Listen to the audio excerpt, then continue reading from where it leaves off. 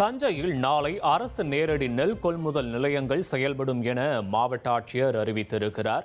தஞ்சையில் இருக்கக்கூடிய 250 அரசு கொள்முதல் நிலையங்களும் நாளை செயல்படும் என மாவட்ட ஆட்சியர் அறிவித்திருக்கிறார். தஞ்சையில் நாளை அரசு நேரடி நெல் கொள்முதல் நிலையங்கள் செயல்படும். விவரங்களை செய்தியாளர் சையத் வழங்க கேட்கலாம். சையத், வணக்கம். மாவட்ட ஆட்சியரின் இந்த அறிவிப்பு குறித்த முழுமையான விவரங்கள் சையத். தஞ்சை உள்ளிட்ட டெல்டா மாவட்டங்களில் கடந்த சில நாட்களாகவே நேரடி நெல் கொள்முதல் நிலையங்களில் கொள்முதல் பணிகள் என்பது தீவிரமாக நடைபெற்று வருகிறது.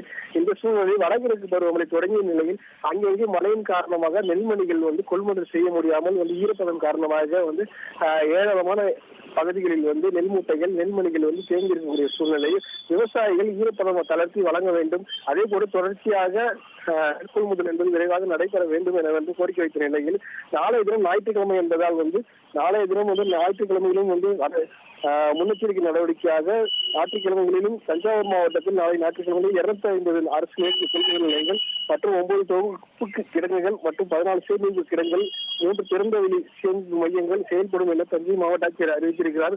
தொடர்ச்சியாக தஞ்சை மாவட்டத்தில் பார்த்தீங்கன்னா 2,24,000 மெட்ரிக் டன் கொள்முதல் செய்யப்பட்ட நிலையில் தற்போது வரை இன்னும் 30,000 மெட்ரிக் டன் கொள்முதல் செய்யப்படும் என எதிர்பார்க்கப்படுகிறது.